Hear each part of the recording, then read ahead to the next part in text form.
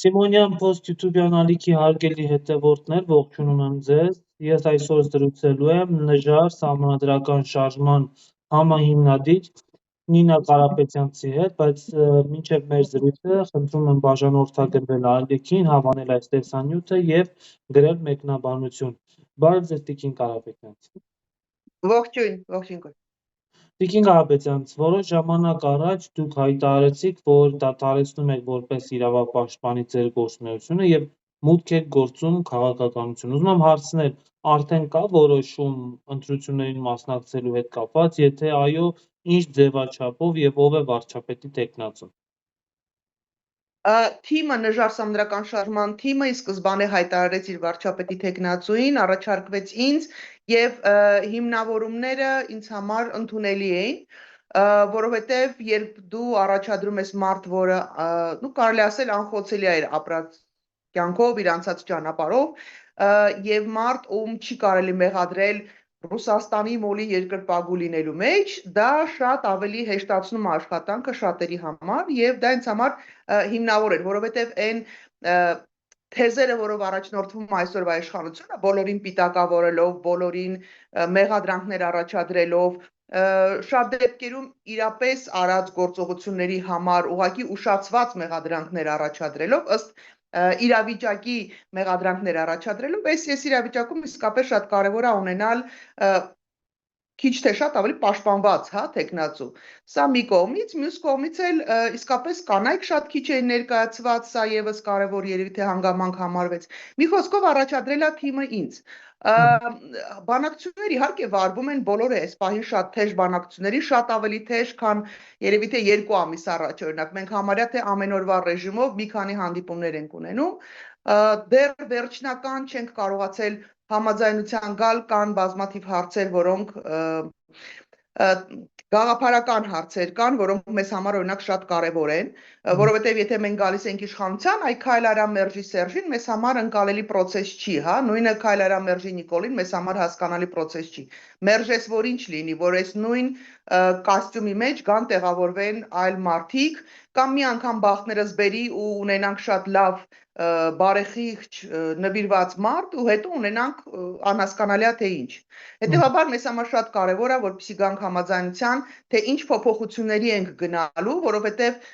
պիտի անձերից կախված չլինի այս պետության կայունությունը։ Դա պետք է լինեն ինստիտուտներ, կառույցներ, որոնք որ պիտի մեր անվտանգությունը, մեր բարեկեցությունը, մեր առաջընթացը ապահովեն։ Եվ ամենակարևոր հարցերից մեկը նաև մեզ համար, այդ դա հենց այդ էլիտաների, նաև հիմնականում քաղաքական էլիտաների ձևավորման խնդիրն է, որը մենք հատուկ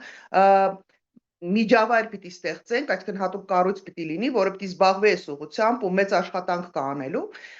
Դեռ բանակցությունները գնում են, որ գրեթե բոլորում հետ մենք հանդիպել ենք միջև այս պահը, բոլորը համաձայն են, որ մեր խնդիրներից հիմնականը դա կառավարման մոդելն է, որի պայմաններում մի հոգին գալիս է դառնում է թագավոր, եւ երկրորդ խնդիրը դա հենց այդ քաղաքական էլիտաների կամ առհասարակ էլիտաների որպես այդպեսին բացակայությունն է։ Մնացած երկրներում այդ բոլոր մոդելները նորմալ աշխատում են, որտեղ իրանք ունեն քաղաքական էլիտաներ, իրանք առհասարակ ունեն էլիտաներ, իրանք մի քանի 100 տարվա պետականություն ունեն, ոչ թե ժողովրդի պատմություն ունեն։ Իհարկե շատ ժողովուրդներ մեզանից շատ ավելի անհամեմատ ավելի երիտասարդ են, բայց քանի որ իրանք ունեն էլիտաներ, այս հարցը շատ ավելի հեշտ է լուծվել իրանց մոտ։ Բայց այ վերջնական լուծման դեռ չենք եկել։ Ես կարծում եմ մոտակա 10 օրը պիտի լինի մեզ համար է պիտի լինի որոշիչ, որովհետև շատ քիչ ժամանակ է մնացել, մենք էլ պիտի հասկանանք ինչ թիմով են գնում, ոնց են գնում, ինչ են կանում։ Ուստ այդը արդեն մենք կհայտարարենք, կարծում եմ մոտակա 10 օրը վերջնական ժամկետը պիտի լինի արդեն։ Այսինքն ճիշտ եմ հասկանում, որ բանակցությունները դաշինքի հետ կապված են։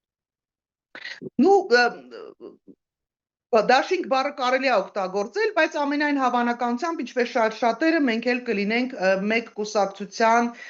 կազմում կգնանք, որովհետև բոլորն էլ շատ լավ հասկանում են այսօր, որ դաշինքի համար այնպիսի բարձր ցուցանիշ կա, որ բավականին բարդ է լինելու եւ նաեւ փաստաթղթավորման տեսակետից դա բավականին բարդ process է։ Մենք ոչ թե վախենում ենք, որ չենք կարողանալու այդքան ձայն հավաքել, այլ ուղղակի տեխնիկապես ավելի հեշտ է լինելու անցնել մեկ թիմով։ Հատկապես այն պարագայում, որ մենք սկզբունքորեն հենց սկզբից հայտարարել ենք, որ մենք կուսակցություն չենք գրանցելու, մենք չունենք կուսակցություն։ Մենք մասնակցելու ենք, մեր նպատակն էր համախմբել տարբեր կուսակցական թիմեր, նախաձեռնություններ, հա, մարդկանց, որոնք որ հնարավորություն կունենային մասնակցել համախմբել ներողություն գաղափարի շուրջ։ Իսկ թիմում ովքեր են Տիկին Կարապետյան, կարծես թե ամենահայտնին դուք եք եւ օրինակ ես չգիտեմ ձեր թիմում ուրիշ ովքեր կան։ Կարող եք 1-2 անձից, եթե ոչ անուններով, գոնե գործունեությամբ ներկայացնել։ Հա, իհարկե, մեր թիմում մենք այդպես էլ հենց պայմանավորվել ենք, քանի որ նախաձեռնությունը նոր էր ու մենք շատ քիչ ժամանակ ունենք, որպեսզի խառնաշփոթ ստեղծվի ու մարդիկ չմոլորվեն անունների իդենտիֆիկացնելու, հա, մարդկանց իդենտիֆիկացնելու, կապելու հետ, այդ խառնաշփոթից խուսափելու համար մենք ի սկզբանե մտածել ենք, դա տակտիկական, այսպես ասած, որոշում է, ունենալ թիմի դեմքերը եւ հանդես գալ թիմի անունից այդ մի քանի հոգով։ Նու հիմա ներկայացնում են թիմից 2 հոգի Պարմիկ Անոմովն, Արտաշես եւ Նինան, ես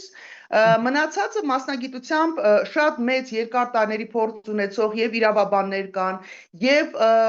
համակարգում միջև անգամ աշխատած մարդիկ կան, բժիշկներ կան, տարբեր ոլորտի երիտասարդ եւ ոչ այդքան երիտասարդ, արդեն փորձառու տարիքի տենց մարդիկ կան, շատ տարբեր մասնագիտությունների։ Ու իրանց միավորել է մի բանը, այդ միտքը, որ մենք ախտորոշել ենք խնդիրը, որտեղ է մեր հիմնական խնդիրը, որ մենք չենք կարողանում գալ հաջողության, որովհետև դե չի կարող էլի մի քանի հազար տարվա պատմություն ունեցող ժողովուրդը անընդհատ նույն սխալները կրկնի։ Ու մենք մտածել ենք, որ այնուամենայնիվ հատկապես այս վերջի շրջանի հետ կապված, որտեղ մենք արդեն ապրում ենք 21-րդ դարում ու ունենք պետականություն, այս պայմաններում այս մեր հիմնական 2 խնդիրները ախտորոշել ենք, դա մոդելն է պետական կառավարման, որտեղ պիտի բալանսավորված լինի իշխանությունների տարանջատման սկզբունքը իսկապես պիտի աշխատի եւ հատկապես արդարադատության համակարգը պիտի ինքնուրույն լինի, այդ ինքնուրույնությունը ապահովելու եւ երկրորդ խնդիրը նորից էլիտաների չձևավորված լինելն է ու մեր նպատակ մարդիկ հավաքվել են այս գաղափարի ու մտքի շուրջ, թե չէ անձերով տենց առանձնապես ես կարծում եմ շատ հայտնի անուններ հիմա դժվարանամ տալ, չէ, երևի թե տենց չեմ տա, բայց իսկապես փորձառու մարդիկ են, մի կյանք ապրած մարդիկ են, որոնք իսկապես սիրում են հայրենիքը։ Տիկին Կարապետյան, գիտեք, որ ընդդիմադիր դաշտում 2 խոշոր բլոկ կա, Սամվել Կարապետյանը, ճիշտ 3, Սամվել Կարապետյանը, Ռոբերտ Քոչարյանը իր քաղաքական թիմով եւ դաշնակցությունով եւ Գագիկ Ծառուկյանը։ Հնարավոր է, որ այս 3-ին որևէ մեկի հետ դուք շարունակեք ձեր քաղաքական ուղին, նկատի առնելով, որ օրինակ կա նաեւ ձայներ փոշիացնելու վտանգ, հա, երբ որ ընդդիմադիր դաշտից հնարավոր են ձայներ կան, դուք չանցնեք խորհրդարան, բայց այդ ձայները վերաբաշխվեն նաեւ քաղաքացիական պայմանագրին։ Միայն քաղաքացիական պայմանագրին չի վերագրվելու, մի մասը նաև ընդդիմությանն է վերագրվելու այդ փոշիացման մասով։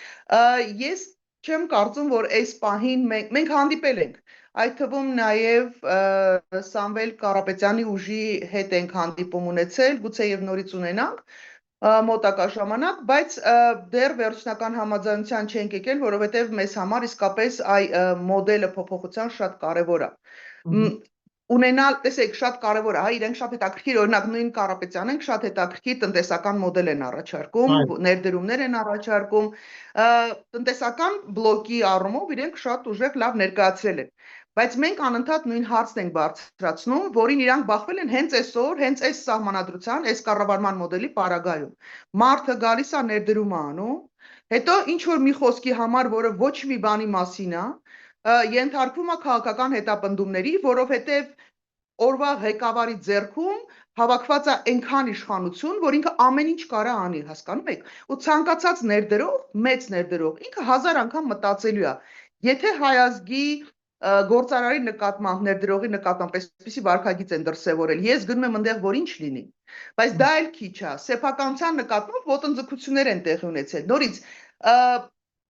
ինձ հիմա փորձում են այս ընթացքում անդադ վերագրել այդ ռուսամետության չոր բան, դա դրա հետ ընդհանրապես կապ չունի, սեփականության իրավունքը ամբողջ արևմուտքում համարվում է սրբության նման մի բան,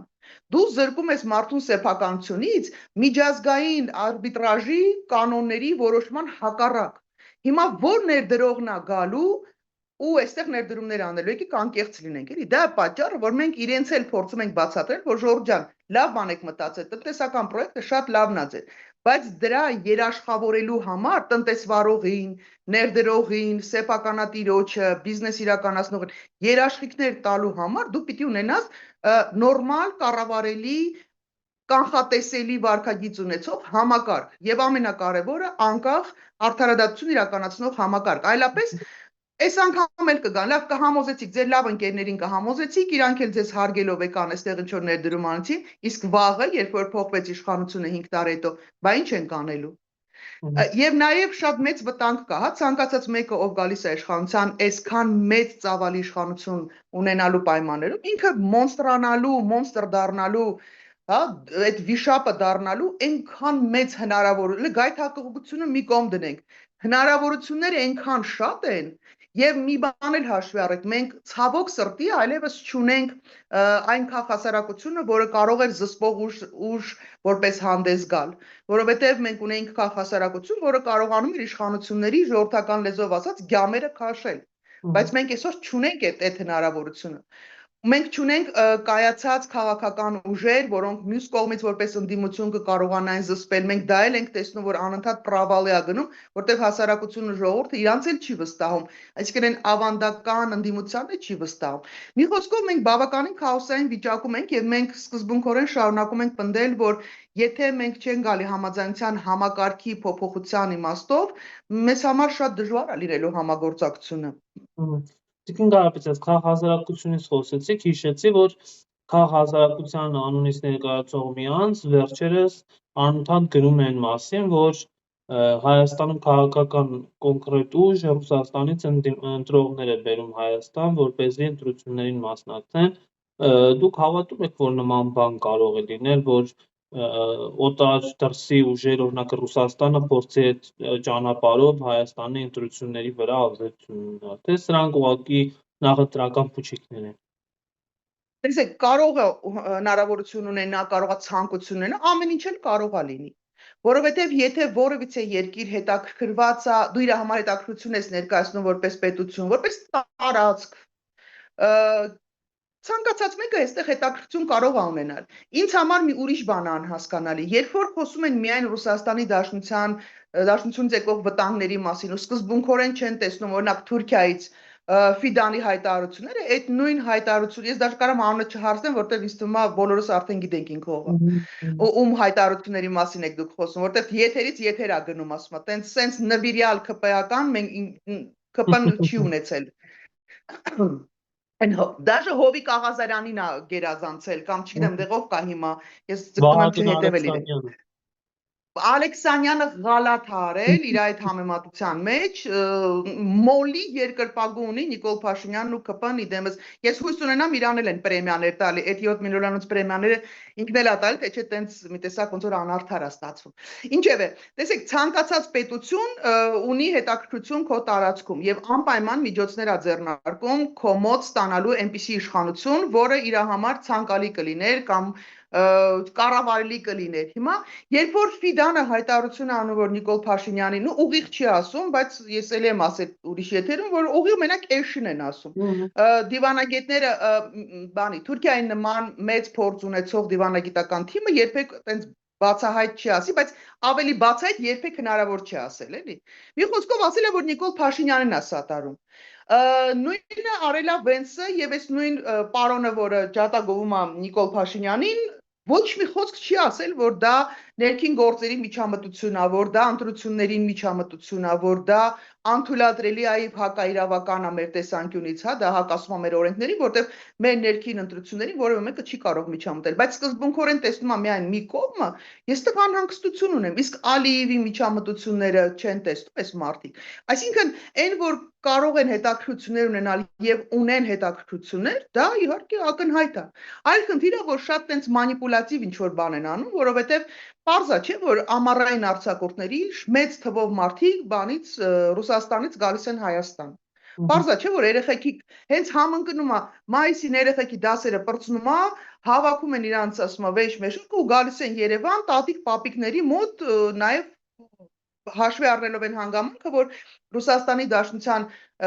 դաշնությունից դու Եվրոպա այլևս չես կարող գնալ, ընդեղից այլևս սահմանափակումներ կա։ Իսկ միակ տեղը առանց վիզայի, առանց խոչընդոտների դա Երևանն է, Հայաստանն է։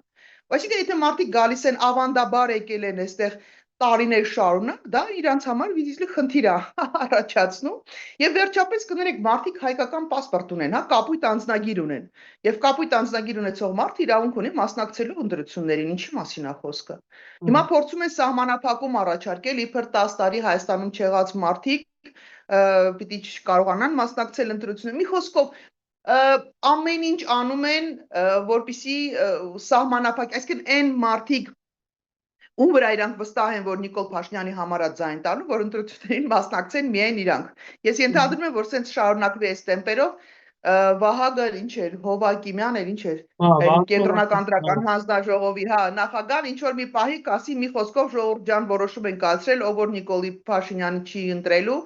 ոչ մեկ չի կարողանալու մասնակցել ընտրություններին։ Մենք այդ աբսուրդին էլ իստում ինչ որ պահի կարող է հասնենք։ Տիկին Կարապետյան, նախընտրական քարոզ արշավը դեռ չի մեկնարկել, բայց Նիկոլ Փաշինյանը նաև պետական ռեսուրս օգտագործելով տեղ-տեղ սկսել է պետական նախընտրական քարոզ արշավը, գիտեք այդ շրջանակներում թոշակները բարձրացվեցին, բացի այդ նա մարզեր է այցելում, ինչ-որ խոստումներ է տալիս, սա ընդհանրապես իրավունքի տեսանկյունից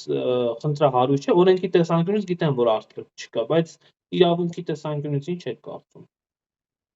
Տեսեք, ձևական առումով օրենքի տեսանկյունից իհարկե խախտում արձանագրելը դժվար կլինի, բայց նաև աշխատանքային օրերին, աշխատանքային ժամերին մարդիկ ինչ որ տենց պրոցեսների մեջ են մասնակցում, որոնք փաստացի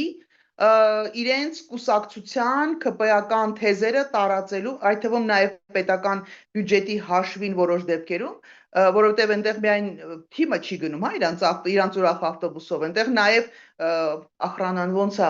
այդ սպասարկող անձնակազմն է գնում, այո, դա մի հսկա շարասյունով են գնում, այդ ձեզ ցույց են տալի, այսինքն մեզ ցույց են տալի ավտոբուսի մեջի այդ միջոցառումները, փարթիները կազմակերպած, բայց իրենց բանը, հա, ուղեկցում են մեծ թվով մարդիկ եւ ոստիկանությունը եւ հատուկ ծառայությունները եւ մնացած բոլոր ծառայությունները, բարձր չէ որ այս ամեն ինչը նորմալ համարվել չի կարող։ Եվ նորից, եթե հանկարծ այսպիսի process տեղի ունենար նախորդ իշխանությունների ժամանակ, ես պատկերացնում եմ քաղաքասարակության այդ նույն ներկայացուցիչները, որոնք այսօր արդարացումներ են փնտրում Նիկոլ Փաշինյանի համար,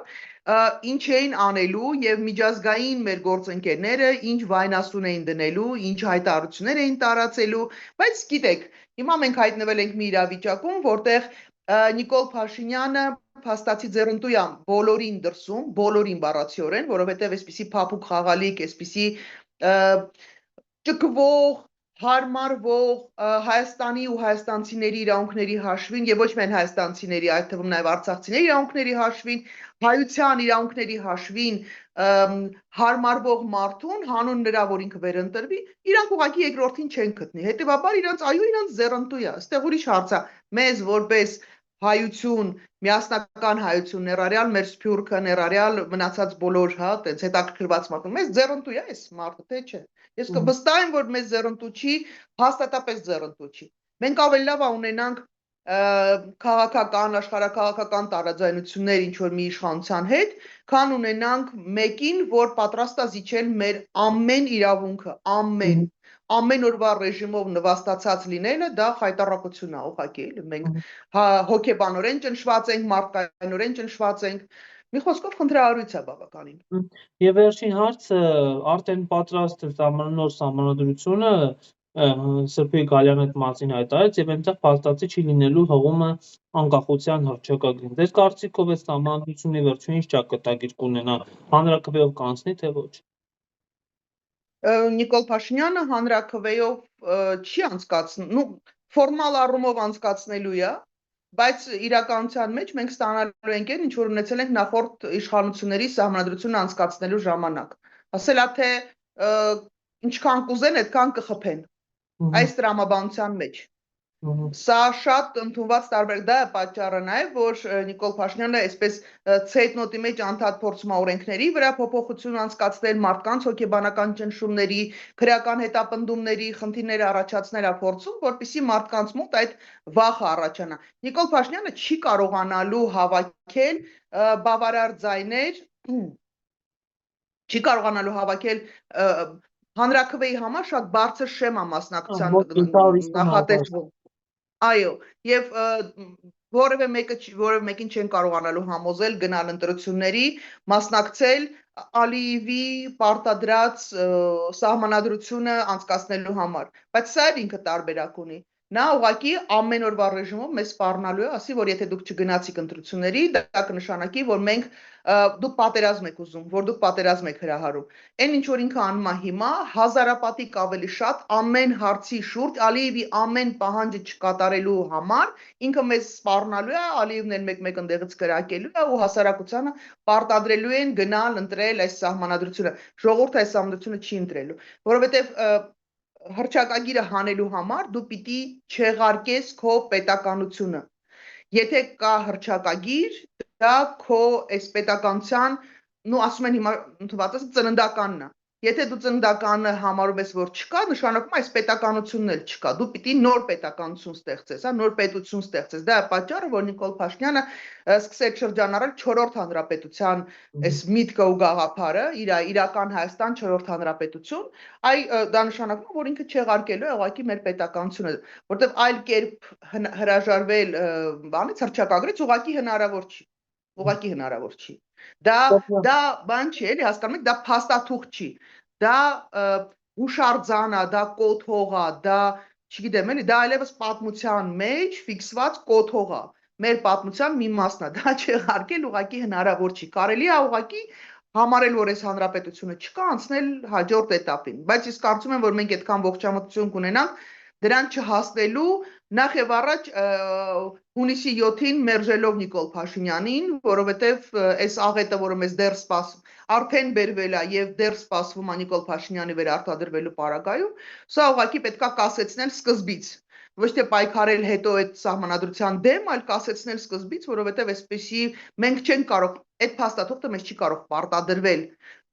Մենք ներսից պարտադրված սահմանադրությունը չենք ընդունել, հասկանում եք, մենք որ ասում ենք Սերժի կոստյումը, Քոչարյանի կոստյումը, Լևոն Տեր-Պետրոսյանի կոստյում չեն ասում, ժառանգ ուրիշ բառեր են ասում։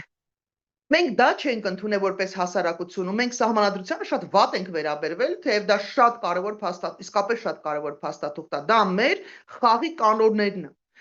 Հիմա պատկերացրեք Ալիևի պարտադրված սահմանադրության նկատմամբ ինչպիսի վերաբերմունք է լինելու, եթե առհասարակ վերաբերմունք ունենալու իրավունք մենք ունենանք այսքանից հետո։ Հետևենք պրոցեսներին, Տիկին Կարապետյան, շնորհակալ եմ այս զրույցի համար։ Շնորհակալ եմ, հաջողություն։